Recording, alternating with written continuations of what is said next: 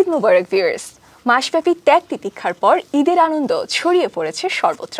আর আপনাদের ঈদ আনন্দ বাড়িয়ে দিতে আজ আমি হাজির হয়েছি আপনাদেরই প্রিয় দুজন তারকাকে নিয়ে। আমার সঙ্গে আছেন ছোট পর্দার জনপ্রিয় জুটি ইরফান সাজ্জাদ এবং Farin Khan. Welcome to our show Eid মুবারক। কেমন আছেন? ঈদ মুবারক। ভালো আছি, আপনারা কেমন আছেন? আমরাও ভালো আছি, আর আপনাদেরকে পেয়ে আমরা আরো ভালো হয়ে গেছি। ঈদটা কেমন কাটলো যদি একটু জানতে চাই দুজনের কাছেই। ঈদ তো আমার কাটছে, ভালো কাটছে, ফ্যামিলির সাথে অনেকদিন কাজ করলাম, তারপর ঈদ শুরু হয়েছে, বেশ কিছু নিজের প্রজেক্ট যাবে, সো সব মিলে ভালো যাচ্ছে। আচ্ছা, আর ভাইয়া আপনার ঈদের কেমন কি প্রিপারেশন এবং প্রথম দিনটা কেমন কাটলো? হয় কি মোস্ট অফ দ্য টাইম ঈদের প্রথম কয়েকদিন একটু ঝিমাই কাটে, বিকজ দেখা যায় অল ওভার মানে ঈদের আগের সময়টা কাজে কর্মে ব্যস্ত থাকা হয়, সো ঈদের টাইমটা ফ্যামিলির সাথে কাটানো হয়, বাট একটু প্রথম কয়েকদিন একটু লেজি ডেইজ কাটে, বাট ওভারঅল ভালোই যায় আর কি। সালামির যে ব্যাপারটা সেটা কি এখন শুধু দিতেই হয় নাকি পাওয়া হয়? এখন দিতে হয়, তাই না? তোমার দিতে হয় ভাইয়া? কিন্তু অনেক বড়, তোমার দেয় লাগে। তুমি ছোট না, আমার বেসিক্যালি দেওয়া লাগে, কারণ আমি আমার সত্যি বলতে আমার কাজিনদের মধ্যে একমাত্র বোন প্রথমত, আর আমি খুব আর্লি ইনকাম করা শুরু করে ফেলছি। তার আগ পর্যন্ত আমি পেতাম, আমার পুরো নানুবাড়ি ফ্যামিলিতে আমি একটা মেয়ে, সো মামারা খালামুনিরা সবাই অনেক সালামি দিত, এখনো দেয়, একদম যে দেয় না তা না, তুমি দাও আর কি, বাট আমিও দেই সবাইকে। ভাইয়ার ভাইয়ের কাছ থেকে নিব এবার। না ও আমাকে দিবে, ও তো বললেই যাবো, আজকে নিয়ে যাব। ঈদে তো আপনাদের দুজনেরই অনেকগুলো কাজ এসেছে, কিন্তু একটা কাজের কথা না বললেই নয়, সেটি হচ্ছে পুলক অনিলের পরিচালিত আজান নাটকটির কথা। তো আমি একটু জানতে চাই যে এত দুর্দান্ত একটা কাহিনী বা একটা স্ক্রিপ্টের সাথে যুক্ত হলেন কিভাবে আপনারা? এইটা আমি যদি আমারটাই আগে বলি। আসলে আমার কাছে যখন এটার কল আসে, তখন আমি নিজেই প্রথম কলে আমি পুলক ভাইয়াকে না কোনো রেসপন্স করছিলাম না, তো সে বলতেছিল যে তুমি কি হ্যাপি না? আমি বললাম ভাইয়া আমি আসলে এত হ্যাপি যে কথা বলতে পারছি না, আমার মুখ দিয়ে কিছু বের হচ্ছে না। তো সেকেন্ড ডে মিটিং এ যখন আমি জানি যে আমার কো আর্টিস্ট ইরফান সাজ্জাদ ভাই, এবং তার সাথে আমি যখন ফার্স্ট টাইম আমার মিটিং হলো লাইক কাজ নিয়ে, এর আগে পরে আমাদের দেখা হয়েছে কিন্তু কাজ নিয়ে প্রথম, তো তখন আমি ভাবতেছিলাম যে আচ্ছা he is very good actor and looks wise এত সুন্দর, লাইক মেয়েদের থেকে বেশি স্কিন টোন ভালো। তো আমি টেনশনে ছিলাম যে স্ক্রিনে তো আমাকে দেখাই যাবে না, এত ফর্সা ছেলেটা। তো রিহার্সালে যে মানে ও আমাকে আসলে অনেক হেল্প করেছে, অ্যান্ড আমরা একসাথে কাজটা ঠিকঠাক করে আসছি। এবং খুব সব থেকে আমার কাছে আজানের সব থেকে ভালো লাগার যে বিষয়টা, সেটা হচ্ছে যে আমি আসলে তো খুবই নতুন, অ্যান্ড আমাদের প্রত্যেকটা সিনে আমাদের দুজনের এত সুন্দর ভাবে সবকিছু হচ্ছিল যে লাইক প্রত্যেক সিনে আমরা একদম কান্নার সিনগুলো বিশেষ করে আমি উইদাউট গ্লিসারিন কান্না করতেছিলাম, এবং ভাইয়াও। আমাদের দুজনের কেমিস্ট্রিটা খুব ভালো ছিল এবং খুব সুন্দর করে আমরা কাজটা শেষ করেছি, and I am super excited for this project. Like I don't know যে দর্শক কতটা পছন্দ করবে বা কি হবে, বাট আমি খুব বাট আমার কাছে মনে হয় যে ঈদে তো অনেকগুলো কাজ রিলিজ হয়, অনেকের অনেকগুলো কাজ যাচ্ছে, বাট মানুষ যদি এই আজান কাজটা দেখে, এটা অনেকগুলো কাজের মধ্যে আলাদা একটা কাজ হয়ে থাকবে। অলরেডি সবার ওয়াচ লিস্ট তৈরি করা না, যে ঈদে আমি কি কি দেখবো, অডিয়েন্সরা ট্রেলারটাও অনেকে দেখছে, তো প্রত্যেকের ওয়াচ লিস্টে অলরেডি এই কাজটা আছে, অলরেডি আজকে রিলিজ হলো। সো এখন পর্যন্ত রেসপন্স খুবই ভালো। যে জিনিসটা হচ্ছে আজান একটা প্রেমের গল্প, একটা খুব সুইট রিলেশনশিপের গল্প, বাট দিন শেষে প্রত্যেকটা রিলেশনশিপের একটা হয় না যে এন্ডিং থাকে বা একটা পরিণতি হয়, যে পরিণতিগুলো খুব আনএক্সপেক্টেড থাকে আর কি। তো লাইফটাই তো আনসার্টেন, এই আনসার্টেনিটি নিয়েই কিন্তু এই গল্পটা। এবং পুলক ভাই এত দুর্দান্তভাবে পোয়েট্রিক্যাল ওয়েতে ডিরেকশনটা দিয়েছেন, আমার কাছে মনে হয় যারা নাটকটা দেখবেন একটা নিউ ডিরেকশনাল একটা কিছু দেখবে, আরাম পাবে। আসলে নাটক তো আমরা আসলে অনেক গল্পই দেখি, বাট আমার কাছে মনে হয় যে আজান দেখে মনে রাখবে অনেক বছর। এমন একটা গল্প। আচ্ছা, ফারিন আপু তো বললেন যে আপনাকে নিয়ে প্রথম ভাবনা ছিল তার যে ছেলেটা তো অনেক ফর্সা, এটা ওটা। আপনি কি ভেবেছিলেন যে ফারিন আপনার সঙ্গে যখন প্রথম কাজ করবে? আমাকে পুলক ভাই শোনায়, আমি জাস্ট কিছুক্ষণ চুপ ছিলাম, মানে চুপ এই জন্যই ছিলাম যে এই গল্পটা আউট অফ দ্য বক্স একটা গল্প, মানে এবং প্রথমত হচ্ছে, এবং আমরা এই গল্পে আমি পরে যা শুনলাম ও কাস্টিং এ ফাইনাল ছিল, আই ওয়াজ নট ফাইনাল। এটা রিজনটা হচ্ছে মানে রিজনটা ছিল যে পুলক ভাই আমি এতটুকু সময় দিতে পারবো কিনা, বিকজ ডিরেক্টর চাচ্ছিল যে এই গল্পটা করার আগে দুজন প্রোটাগনিস্ট দুইজনকে একটু রিহার্সালে টাইম দেয়া। হ্যাঁ ভাইয়া একটু নতুন কাউকে আসলে চাচ্ছিল যারা অনেক টাইম দিবে, প্রপার টাইম দেয়া, রিহার্সাল যাতে করতে পারে এরকম। আমি বললাম ভাই আপনার কয়দিন লাগবে এই গল্পের জন্য, আমি সব সময় দেব। দেন হি ওয়াজ কনভিন্স যে না ঠিক আছে তাহলে ওকে, তাহলে আর কোনো ঝামেলা নাই, তুই তো অনেক বিজি, তুই আমাকে টাইম দিতে পারবি এই নাটকের জন্য, এতদিন টাইম দিতে। ভাইয়া এই কথাটা আমাকেও বলছিল যে তুমি তো নতুনদের মধ্যে এখন অনেক কাজ করছো, সো টাইমটা কি দিতে পারবা কিনা। আমি বললাম ভাই আমরা রিহার্সাল করছি এটার জন্য, আমরা এটার জন্য লাইক শুটিং এর আগেও একদিন আমরা রিহার্সাল করছি একদম অন স্পট শুটিং এ গিয়ে। তো সবকিছু মিলাই এই কাজটার সাথে আমরা খুব ইনভলভ ছিলাম একেবারে, প্রত্যেকটা সিকোয়েন্স, প্রত্যেকটা শট। হ্যাঁ, আমরা খালি একটা সূর্য ওঠার শট নেওয়ার জন্য আমরা সকাল 5:30টায় চলে গেছিলাম অনেক দূরে পাহাড়ের উপরে। হ্যাঁ মানে 5:30টায় আমাদের একদম স্পটে থাকতে হয়েছিল, খুব ঠান্ডা ছিল, আমরা ঠান্ডা বাতাসে দাঁড়িয়ে আছে আমি আর ও। একটা সময় সূর্যটা উঠলো এবং ওটা ক্যামেরা বন্দি করা হলো। আমরা অলমোস্ট প্রায় 1.5 ঘন্টার মতো দাঁড়িয়ে ছিলাম, মানে কখন সান উঠবে, জাস্ট পাহাড়ের উপর উঠবে এটার জন্য এটা এই শটটা আমরা নিব। সো এখানে অনেক লাইক এফোর্ট আছে ডিরেক্টর হতে শুরু করে। ফার্স্ট যখন আমি ওর কথা শুনলাম যে ও এখানে custard, I was like Pulak ভাই কে, পুলক ভাই ফারিন ওই ক্যারেক্টারটা করতে পারবে? কারণ ফারিনের এর আগ পর্যন্ত যে কাজ দেখেছি সবগুলো হচ্ছে একদম খুবই পশ কাজ, ঢিঙ্কা চিকা টাইপের কাজ। মানে ওর নায়িকা আসতেছে, একটা সুন্দরী নায়িকা হেঁটে আসতেছে, চুল উঠতেছে, মানে ওই টাইপের গ্ল্যামারাস খুব প্রোডাকশন। তো আমি বললাম ভাইয়া এটা কি ও পারবে? বলে কি আমি করাই নিব, তুই টেনশন করিস না, কারণ ওর সাথে আমার কোনো অ্যাক্টিং এক্সপিরিয়েন্স নাই। হ্যাঁ, তারপর আমি বললাম যে ওকে কাস্ট করার রিজন কি, আমি ভাইকে জিজ্ঞেস করি, ও লম্বা। এবং এইটা অনেক নায়িকাই জিজ্ঞেস করছে আমাকে ওয়াই ফারিন, কারণ ডেফিনেটলি গল্পটা এত ভালো। তো পুলক ভাইয়ের একটা জায়গায় স্ট্যান্ড করছে যে ফারিন লম্বা, আর তোর সাথে একটা লম্বা মেয়ে দরকার। হ্যাঁ, কারণ যে গল্পটা ক্যারি করতে হলে শেষ পর্যন্ত ওই কাপলটাকে বিলিভেবল লাগতে হবে। এবং থ্যাঙ্কস টু পুলক ভাই যিনি এই জাজমেন্টটা করছে, আমার কাছে মনে হয় যে যারা টিজার দেখছে, ট্রেলার দেখছে, তোমার কাছে শুটিং করার পর কি মনে হয়েছে? না you did tremendous, thanks to you যে তুমি রিহার্সাল এন্ড শুটিং এবং ওই ক্যারেক্টার যেটা, ওই ক্যারেক্টারটাকে যে শেষ পর্যন্ত তুমি ধরে রেখে হেল্পটা করছো প্রোডাকশনে, এটা টু গুড। মানে এটা ভালো হয়েছে আমার কাছে মনে হয়েছে। আমি তোমার ছোট ছোট বিশেষ করে লাস্টের সিন, ও গড ভেরি গুড। মানে হয় না যে এই গল্পটা ছিল হচ্ছে এরকম গল্প হয়তো আমরা কাজ দেখি নাই, বাট তারপরেও হয় না যে একটা গল্প। তার মানে হচ্ছে আমাকে কাস্টিং করার যে রিজনটা ছিল লম্বা, এটা মিথ্যা রিজন। আমাকে কাস্টিং করার পরে তুমি অ্যাট লিস্ট এটা রিয়েলাইজ করছো যে আমি ঠিক আছে, আমি এটা ভালো অ্যাক্টিং করছি। না তুমি ভালো অ্যাক্টিং করছো ডেফিনেটলি। না এবং এটাও ভালো যে উনি যেটা বললো যে না আমার তুমি তো বুঝোই গল্পটার কি সব বেস করা, ওই জিনিসটা ক্যারি করে নিয়ে যাওয়া শেষ পর্যন্ত। আসলে মানে এই গল্পটা আসলে এমন একটাই গল্প।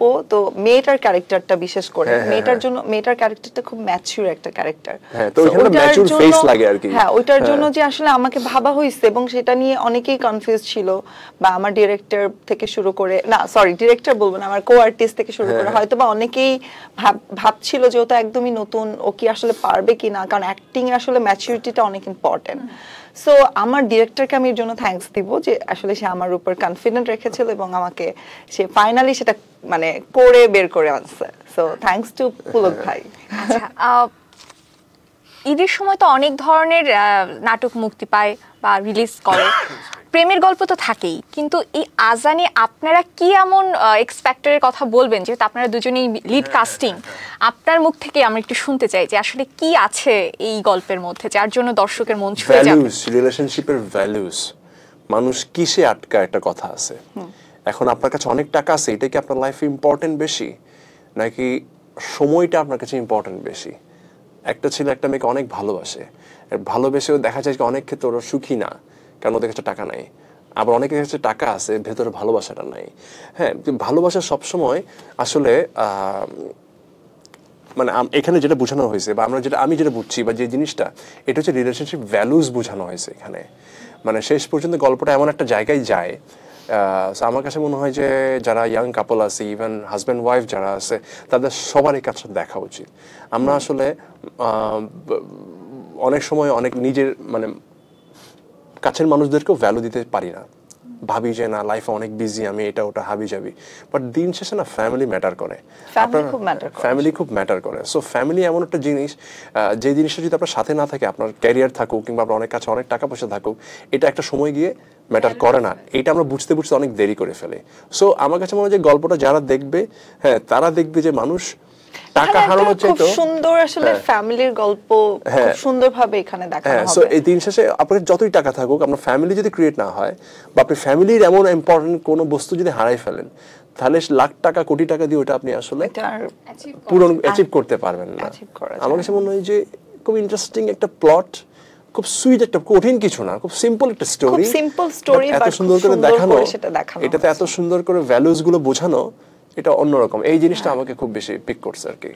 আচ্ছা আপু, আপনার কাছে জানতে চাই যে ভাইয়া তো হ্যাপিলি ম্যারিড, আপনি যেহেতু সিঙ্গেল আছেন, প্রেম জিনিসটা আপনার কাছে কি? ও আনহ্যাপিলি প্রেমের মধ্যে আছে।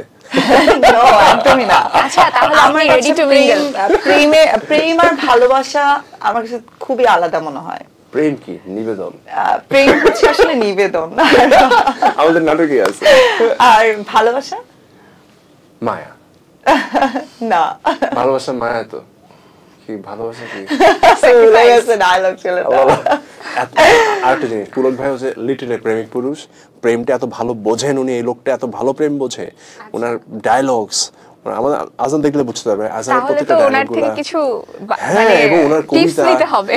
প্রেম হচ্ছে অনিশ্চিতের কাছে আত্মসমর্পণ। তাই প্রেম হচ্ছে আত্মসমর্পণ। আমার কাছে তাই মনে হয়, আমার কাছে তাই মনে হয়। ধরো তুমি জানোই না তোমার লাইফে আসলে এটার পরে কি হবে, ঝগড়া হবে নাকি সম্পর্ক থাকবে নাকি থাকবে না, বাট তুমি সেটার জন্য দৌড়াচ্ছ। বাহ, অনেক কিছু শিখেছো। বাহ বাহ বাহ বাহ, এক নাটক করে শিখেছে।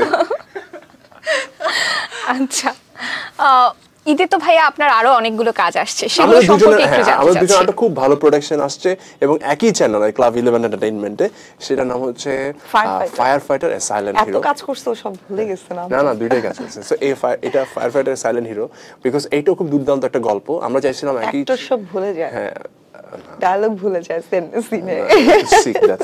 হ্যাঁ, তো এই গল্পটা খুব ইমোশনাল একটা জার্নি। আমার একজন ফায়ার ফাইটারের গল্প, তার একটা সম্পর্কের গল্প, তার একটা আত্মত্যাগের গল্প।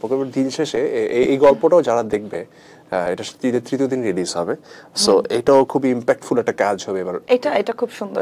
এটা কাহিনীটা কেমন যদি আমরা একটু সংক্ষেপে জানতে চাই? আমরা এই যে যারা আমাদের ফায়ার ফাইটার যারা আছেন, ফায়ার ফাইটারের আসলে যারা মানে আমাদের জন্য তারা যেই স্যাক্রিফাইসটা করেন, অ্যাকচুয়ালি আমরা খালি কোথাও আগুন লাগলে তারা দৌড়াচ্ছেন, পানি দিয়ে নিভাচ্ছেন, এটা দেখি। বাট দিন শেষে ওরা যে এটার পেছনে কত বড় স্যাক্রিফাইস তারা করেন, এটা কখনো খুব ফ্যামিলির সাথে, সমাজের সাথে, মানে এটা উঠে আসে না কখনো। সো আমরা একটা চ্যালেঞ্জ নিয়েছিলাম। এই গল্পটা অনেক পুরনো, জুবাইর ইবনে বকরের। আমরা গত 2017-19 সালের গল্প এটা। সো আমরা প্ল্যান করেছিলাম কখনো এই গল্পটা আমরা দেখাতে চাই। So thanks to club 11 entertainment, মানে মুন্না ভাই। হ্যাঁ, মুন্না ভাইকে আসলে থ্যাঙ্কস দিব এই কারণে যে মুন্না ভাই আমাদেরকে, আমাদের দুজনকে এবার ঈদে এমন দুটো প্রজেক্টে আমাদেরকে কাস্ট করা হয়েছে, যে দুটোই আসলে ফায়ার ফাইটার গল্পটা উনি খুব পছন্দ করলেন, যে ফাইন এটা ইন্টারেস্টিং, এটা আমরা দেখাতে চাই। ওয়ান্ডারফুল আসলে গল্প। দেন আমরা ফায়ার ব্রিগেডে প্রপার অ্যাপ্লিকেশন নিয়ে, পারমিশন নিয়ে, ইনফ্যাক্ট ফায়ার ব্রিগেড আমাদেরকে অনেক সাপোর্ট দিয়েছে। তাদের পুরো একটা স্টেশনে আমরা শুট করেছি, একদম প্রপারলি আগুন নেভানো, প্রপারলি একদম যে যা হয় অ্যাকচুয়ালি আমরা সবগুলো করার চেষ্টা করেছি। সো এটা করতে গিয়ে বাস্তব ভিত্তিক ঘটনা একটা আমরা পোর্ট্রে করানোর চেষ্টা করেছি স্ক্রিনে। সো এই গল্পটাও যারা দেখবে তারা অ্যাকচুয়ালি অন্যরকম একটা ফিল পাবে। আমি চেয়েছিলাম যে এই গল্পে, এবার আমি যদি খুব কম কাজ করি, এতে যাতে আমার গল্পগুলো একটু আলাদা একটা ইম্প্যাক্ট তৈরি করে আর কি, ডিফারেন্ট ফিলস পায় দর্শকরা।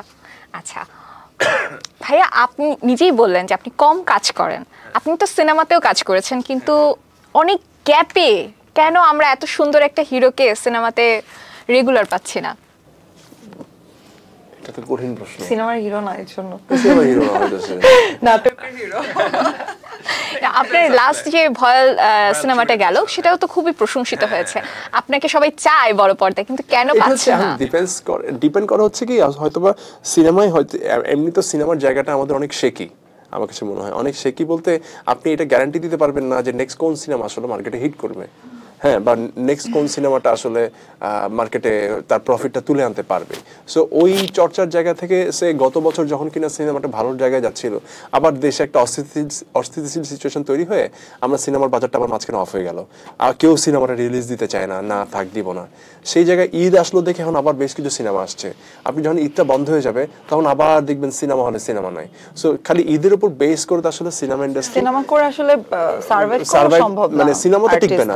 ইভেন শুধুমাত্র আপনি বছরে একটা সিনেমা করবেন, ওটা করেও তো আসলে আপনি আপনার কাজের ওই খিদাটা মেটাতে পারতেছেন না। হ্যাঁ, কোনোভাবেই না। সো আমার কাছে মনে হয় যে যদি সিনেমাটা রেগুলার হতো তখন অনেক মানুষ অনেককে নিয়ে চিন্তা করা শুরু করতো। এখন যেহেতু চিন্তার জায়গাটাই ছোট, যখন চিন্তার জায়গাটা ছোট হয়ে যায় তখন তো আসলে অপরচুনিটি অপশন পুরোটাই কমে যায়। তো সেই কারণে দেখা যায় কি অনেক হয়তো বা চিন্তা করলো না থাকে, এক্সিকিউট করতে গিয়ে সামনে আগাচ্ছে পিছনে যাচ্ছে, আচ্ছা করবো কি করবো না, এরকম সিচুয়েশনটা তৈরি হয়। কিছু আসলে হ্যাঁ, কারণ নাটকে এখন এইবার যেটা দেখা গেল যে অনেক নাটকের স্পন্সর নাই। এবার নাটকের কিন্তু বাজেট কম হয় না, কিন্তু এখন এভারেজ একটা নাটকও প্রায় 8 লাখ 10 লাখ টাকা নির্মিত হচ্ছে। হ্যাঁ, সো এটা আরো উপরেও যায়, 20 লাখ টাকার নাটক আছে, এখন কিন্তু 20-25 লাখ টাকার নাটক হয়। কেন? কন্টেন্টের মান বাড়াবার জন্য ওনারা কিন্তু ওনাদের জায়গাতে চেষ্টা করছেন, যারা প্রোডিউসার লেভেল আছেন। কিন্তু কথা হচ্ছে উনি যে এত সুন্দর একটা প্রোডাকশন বানাবে, সেটার জন্য তারা যদি স্পন্সর সাপোর্ট না পায় তাহলে ওনারা আসলে কিভাবে দেখাবে মানুষকে? সো সেই জায়গায় নাটক যেখানে ছোট, আমি সিনেমার তুলনায় তো নাটকের বাজেট কম, অনেক কম, রাইট? তো সেখানে নাটক যেখানে বাজেটটা পাচ্ছে না, সেখানে যদি সিনেমা 1 কোটি 2 কোটির একটা প্রোডাকশন, তারাও যদি প্রপার স্পন্সর সাপোর্ট না পায় তাহলে কিভাবে সাহস করবে 2 কোটি টাকাতে একটা সিনেমা বানাতে? তো দিন শেষে ওই অর্থে সিনেমার বড় স্কেলের সিনেমা বা একটা প্রপার সিনেমার প্ল্যানিং গুলো তো কম হচ্ছে। সো তখন দেখা যায় কি চাইলেও অনেক কাজ প্ল্যান হচ্ছে যে আমার একটা আলী হচ্ছে না, আমার 2টা সিনেমা পেন্ডিং, একটা সিনেমা আলী রেডি করা আছে, সামনে রিলিজ হবে এটা। সো এখন প্রোডিউসার যতক্ষণ পর্যন্ত ভালো একটা স্পন্সর পাবে না, সে তো আসলে রিলিজ দেওয়ার সাহস করবে না। খুব স্বাভাবিক, সিনেমাটা বসে থাকবে, সে চেষ্টা করবে একটা ভালো স্পন্সর পাওয়ার পর রিলিজ করতে। তো এই বিষয়গুলো অনেক ভ্যারিয়েবল।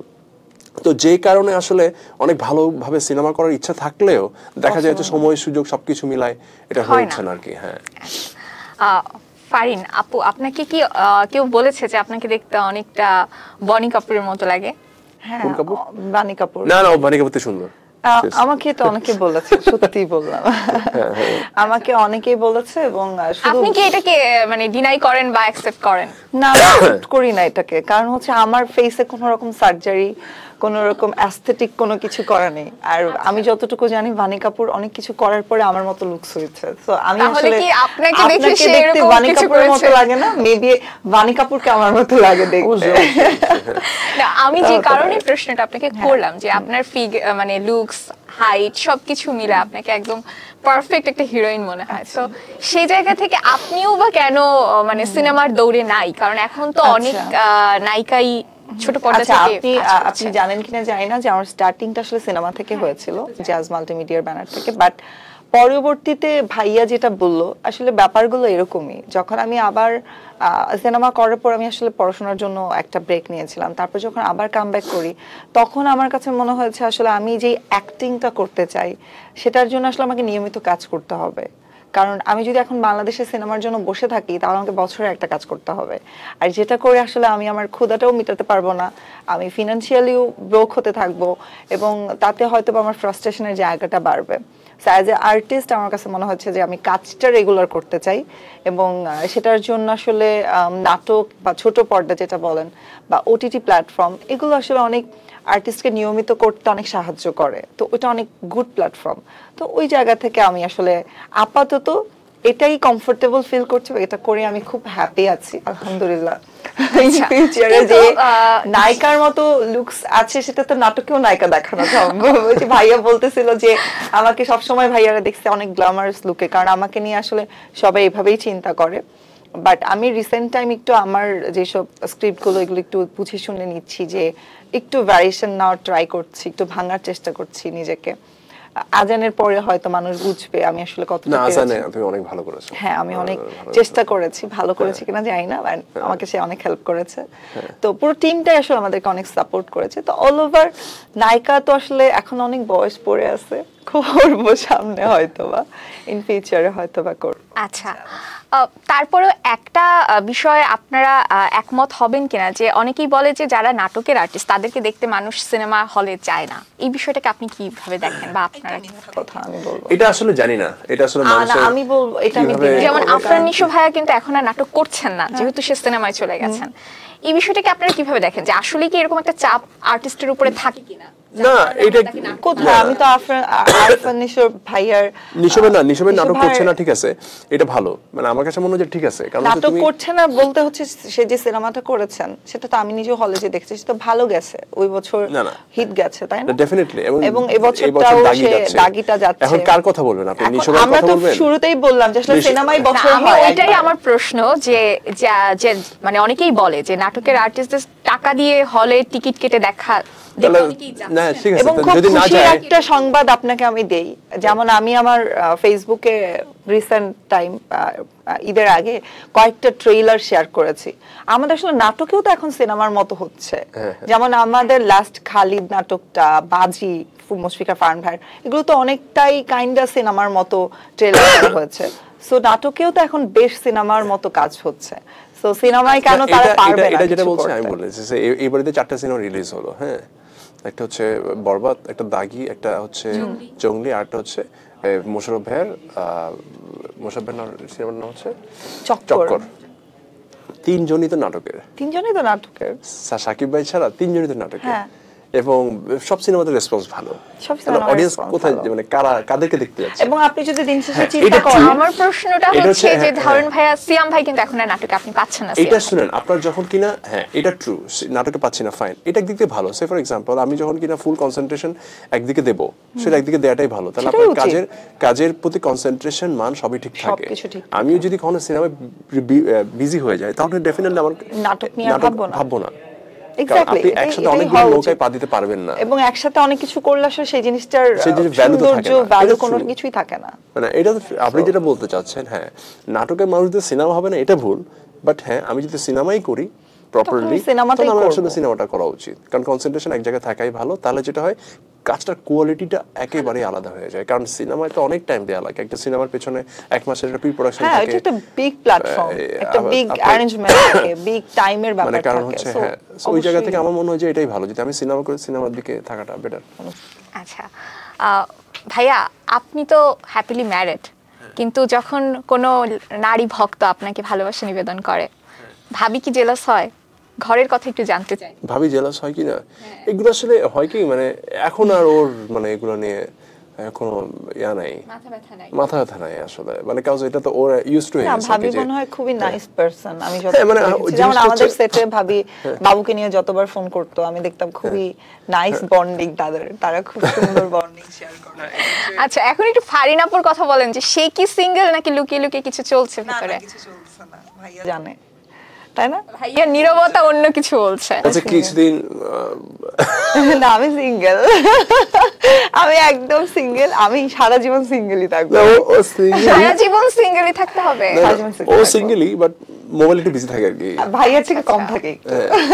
আচ্ছা, তাহলে এই যে কিছুদিন আগে আপনার সহ অভিনেতা মুশফিকাল ফারহানকে নিয়ে যে আপনার একটা সম্পর্কের গুঞ্জন আমরা শুনলাম, এটা কি শুধুই গুঞ্জন?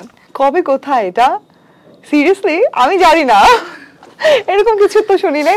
এই answerটা দাও, ফারহান ভাই একদমই আমার বড় ভাইয়ের মতো, ইভেন আমি জীবনে এরকম কোনো গুঞ্জন শুনি নাই। মেবি আপনি কোনো নিউজ ভুল দেখেছেন, ওটা দেখে আমি আপনার ভুল কাছে মনে দেখিনি, হচ্ছে- হয়তো নিউজ এরকম গুঞ্জন সৃষ্টি করার জন্য হয়তো দিয়েছে।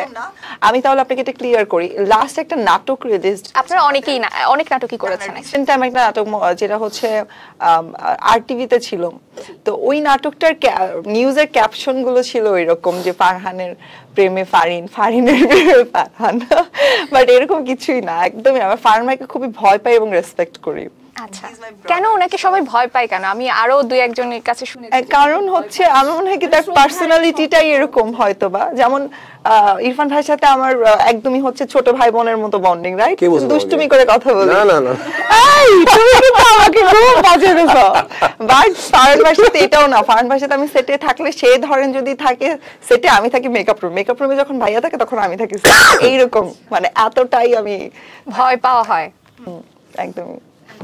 তাহলে আমরা একটু বলে দিই ভাইয়াকে একটু রাগ কম করতে, কারণ এত নায়িকা যদি তাকে ভয় পায়। আর্টিস্টদেরকে খুবই কোঅপারেট করে, ফান ভাই খুবই কোঅপারেট করে, সত্যি বললাম। মানে সে তার আর্টিস্টদের সেটে শুধু নট অনলি মানে কো আর্টিস্ট, তার যারা আমাদের সেটে জুনিয়র আর্টিস্ট থাকে সবাইকে সে অনেক হেল্প করে শুটিং এ, এবং he is a very good actor, কোনো সন্দেহ নাই।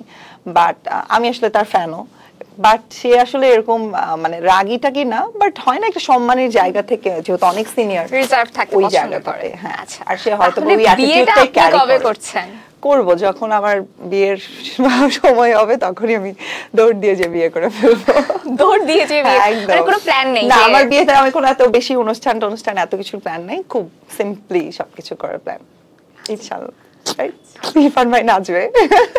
আচ্ছা কিছু আচ্ছা, আমাদের অনুষ্ঠানটার নাম যেহেতু যুগলবন্দি, আমি একটু জানতে চাই যে ইরফান ভাইয়ের 3টা ভালো দিক আর 3টা খারাপ দিক যদি আপনার কাছে জানতে চাই, তাহলে কি বলবেন?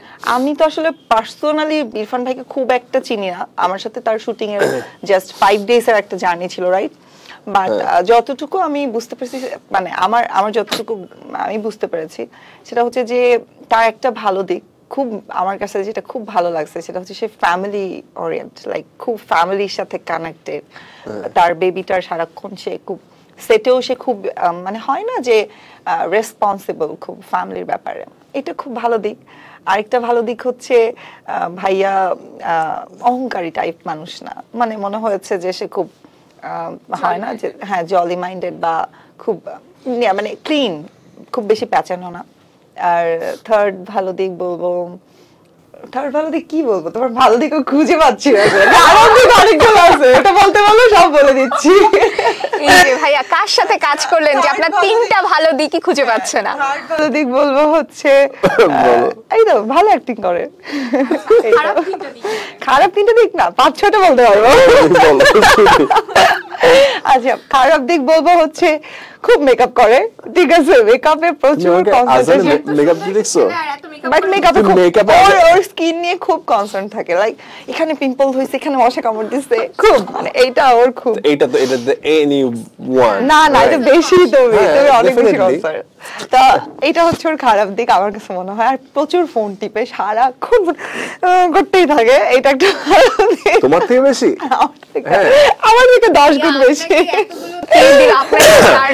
আচ্ছা, আরেকটা খারাপ দিক হচ্ছে হুটহাট কি জানি বলে ফেলে, যেগুলো একদম মিথ্যা।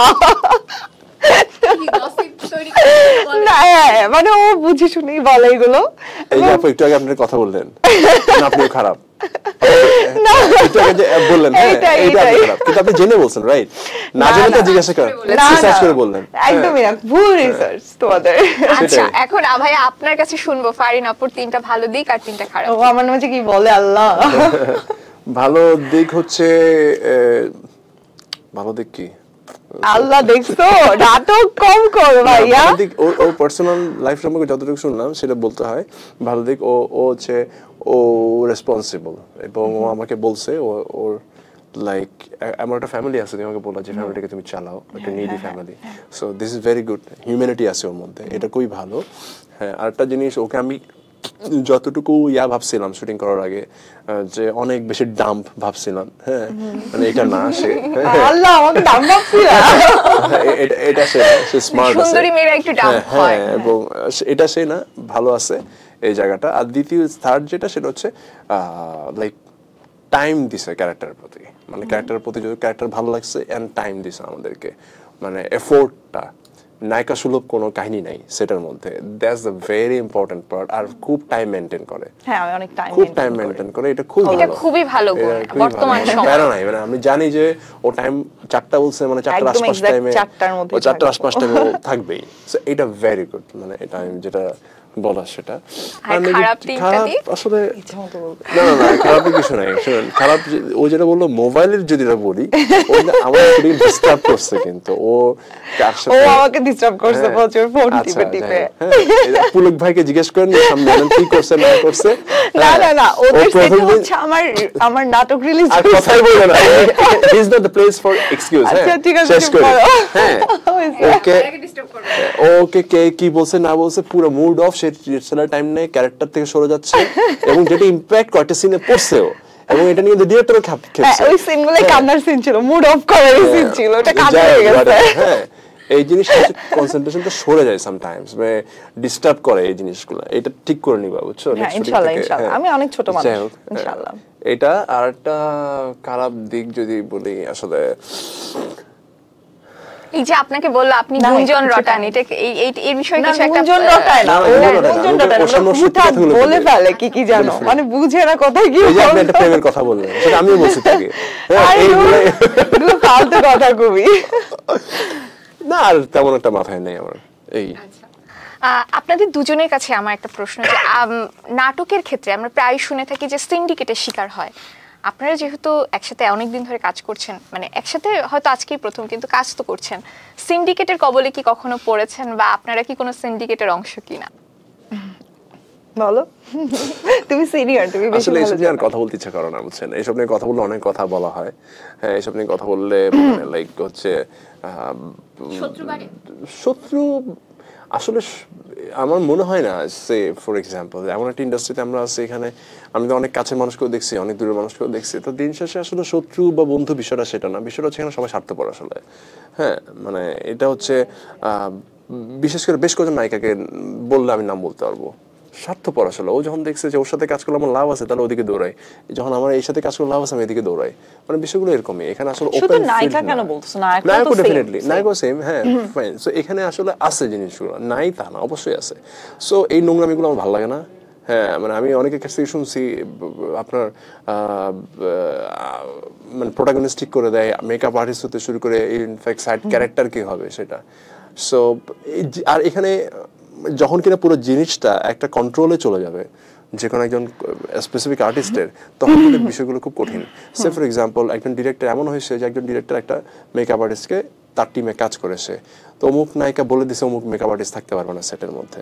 সেই মেকআপ আর্টিস্ট আবার আমাকে ফোন দেয়, ভাই এটা কোনো কথা হলো, আমি একটা ডেট দিলাম, আমার ইনকাম নাই, আমি কাজটা করতাম, নায়িকা বলছে আমাকে নিতে পারবে না। এখন মানে এই জিনিসগুলো আসলে আছে, বিষয়গুলো যে নাই তা না, আছে, অনেক কিছুই আছে ওভারঅল। কিন্তু আমি কখনো এইভাবে কাজ করি নাই। আমি সত্যি কথা, আমি কাজ করছি শুধুমাত্র ডিরেক্টর দেখে, আমি কাজ করছি স্ক্রিপ্ট দেখে, তার অ্যারেঞ্জমেন্ট দেখে। আমি জানতে চাইছি মানে লাইক ওয়াট আপনি কীভাবে কাকে কাকে নিয়ে করতেছেন। হ্যাঁ, আমি এনশোর করার ট্রাই করছি যে ক্যারেক্টারগুলো যাতে প্রপার হয়, ক্যারেক্টারগুলো জাস্টিফাইড হয়। আপনি একে নেন ওকে নেন কখনো আমি বলি নাই, বাট আমি এটা এনশোর করার ট্রাই করছি যে আমার গল্পটা ঠিকঠাক থাকে। আপনার একটা ছোটো ক্যারেক্টার, ওই ছোটো ক্যারেক্টারে যাতে আপনি এমন একজনকে নেন যে ডিজার্ভিং, যে অ্যাক্টিংটা করতে পারে। আপনার মামাতো ভাই খালাতো ভাইকে ডেকে আনলেন, সে ডায়লগ বলতে পারে না, তাহলে তো হইলো না। এই জিনিসগুলো নিয়ে কথা হয়, কিন্তু ওকে নেন একে নেন এরকম আমি কখনোই। এন্ড অনেস্ট যদি বলি, আমি আমার যতটুকু কাজের এক্সপিরিয়েন্স, মানে ইরফান ভাইয়ের সাথে কাজ করা হয়েছে, ফারহান ভাইয়ের সাথে কাজ করা হয়েছে, ৭০০-র সাথে করা হয়েছে, সোহেল মন্ডল, অলমোস্ট তৌসিফ ভাই, আমার অলমোস্ট সবার সাথে কাজ করা হয়েছে। আমিও না, মানে আমি আমার কোনো কো আর্টিস্টের কাছ থেকে এই ধরনের কলস কখনো পাইনি। লাইক ইরফান ভাইও কখনো বলে নাই যে একে নেন ওকে নেন, মানে আমি দেখি নাই তার মধ্যে ওই ব্যাপারটা। ফারহান ভাইয়ের ক্ষেত্রেও দেখি নাই, ৭০০-র ক্ষেত্রেও দেখি নাই, সোহেল ভাইয়ের ক্ষেত্রেও দেখি নাই। মানে আমার ক্ষেত্রে আমি এটা পাইনি। এখন আই ডোন্ট নো যে আসলে সিন্ডিকেটটা কারা করছে বা কে করছে। আমি আমার পার্সোনাল লাইফে এটা পাইনি, বা আমাকেও যে আমার কোন কি কখনো হয়েছে যে এটাও কখনো কোনো ক্যারেক্টার ডিসকাস করা হয়েছে, পরে আপনাকে ওখান থেকে? হ্যাঁ, এটা তো একবার দুইবার এরকম হয়েছে। সেটা যে একদমই হিরোর কলে হয়নি, এটা হয় নাই।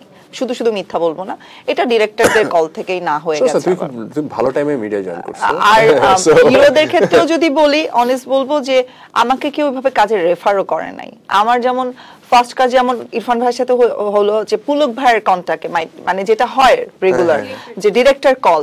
ফারহান ভাইয়ের সাথেও কিন্তু আমার ফার্স্ট কল একদমই ডিরেক্টর কল ছিল, মানে মেহেদী হাসান হৃদয় ভাই যে বরবাদ সিনেমা করলো এবার, হ্যাঁ উনার কলে ছিল দুটো কাজই।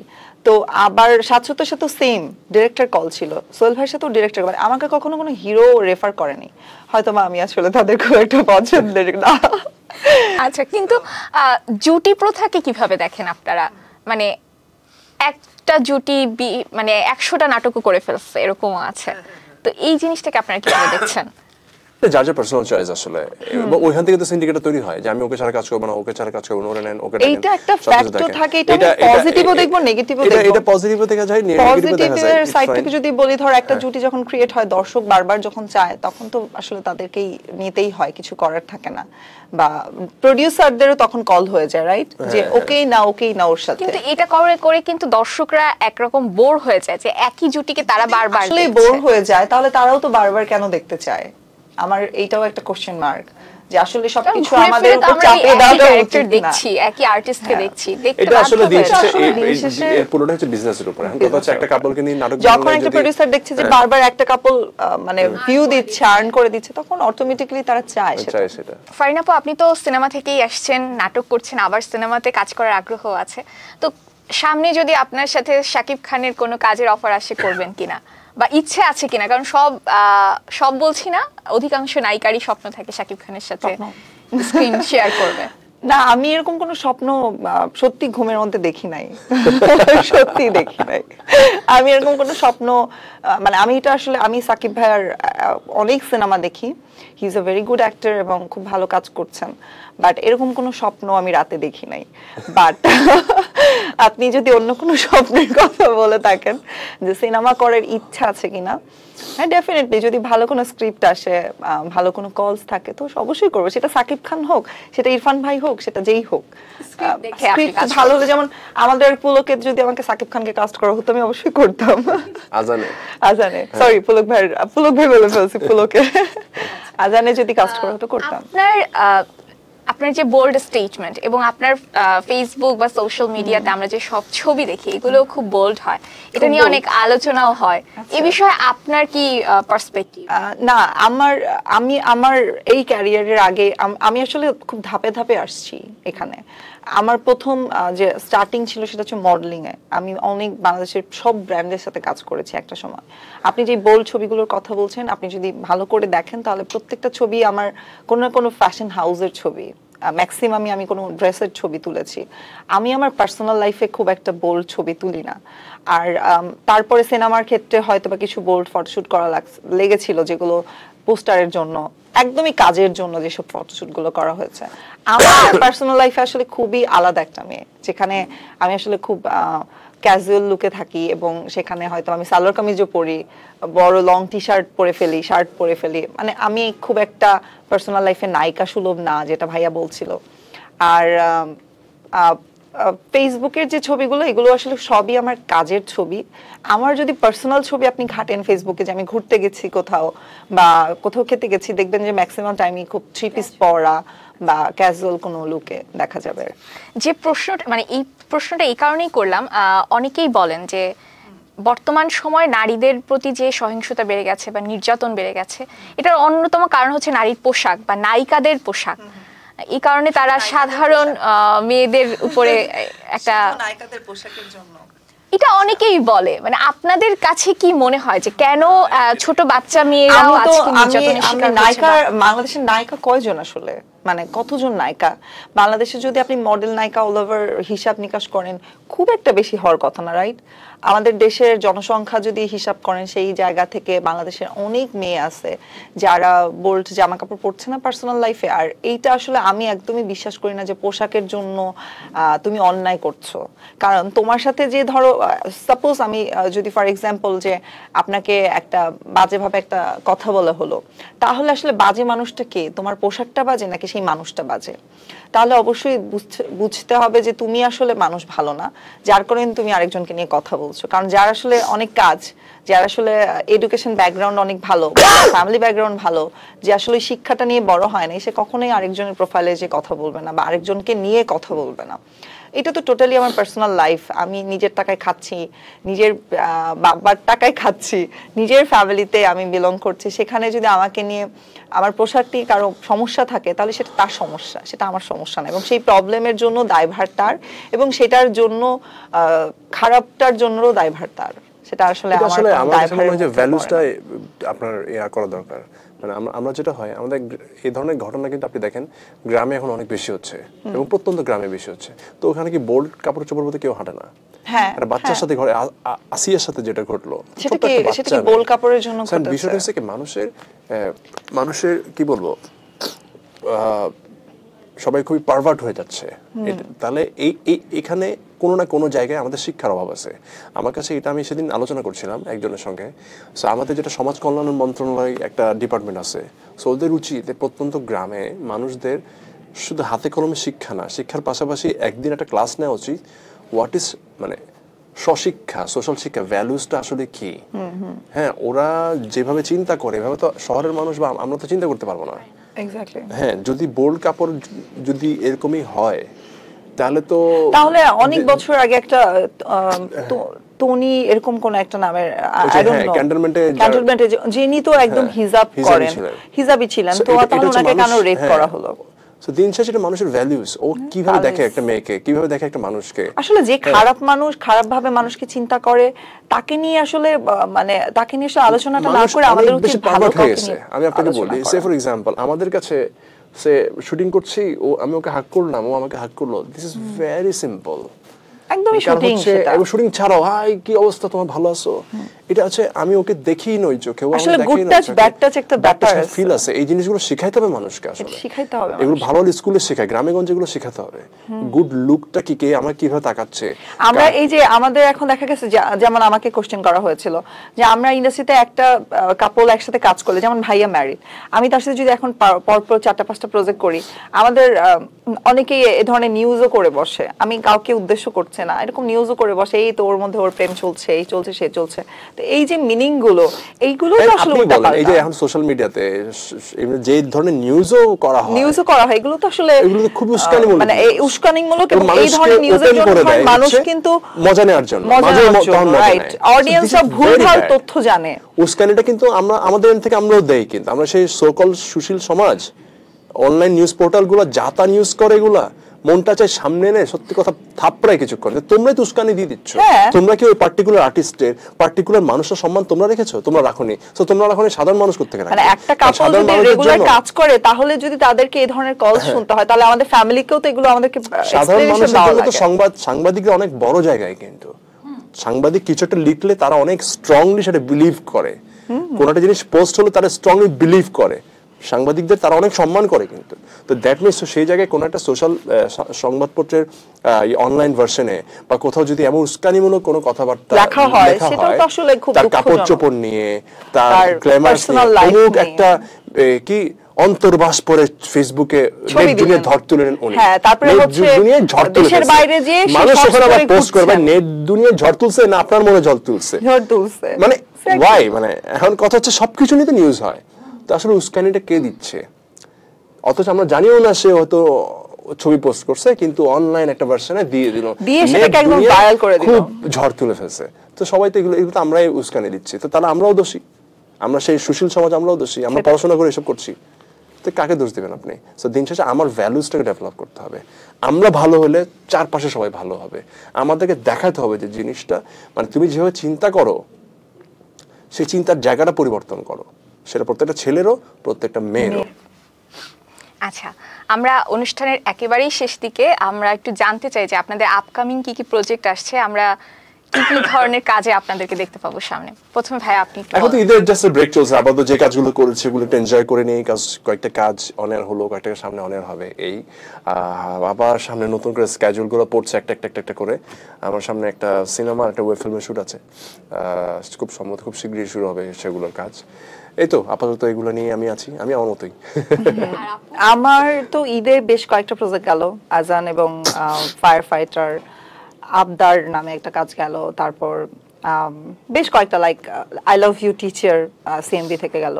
তো অনেকগুলো কাজ গেছে, এবং সামনেও বেশ কয়েকটা প্রজেক্টের প্ল্যানিং চলছে, যেগুলো হয়তো ভেরি সাউন্ড শুটিং হবে। যেমন দীপ্তর একটা ওয়েভের জন্য কথা চলছে, চরকিতেও আমি একটা অডিশন দিয়ে আসছি খুব সোন। তো সব মিলে বেশ কয়েকটা কাজের প্ল্যানিং আছে। সো সামনে হয়তো বা একটু ব্রেক নিয়ে একটু রেস্ট করে শুরু করব। আচ্ছা, best wishes for that both of you.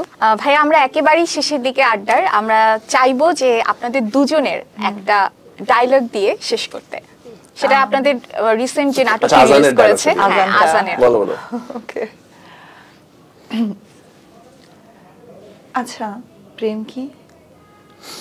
নিবেদন, অনিশ্চিতের কাছে আত্মসমর্পণ, ভালোবাসা, আরাম, অযথায় কেমন কেমন লাগা, আর মায়া।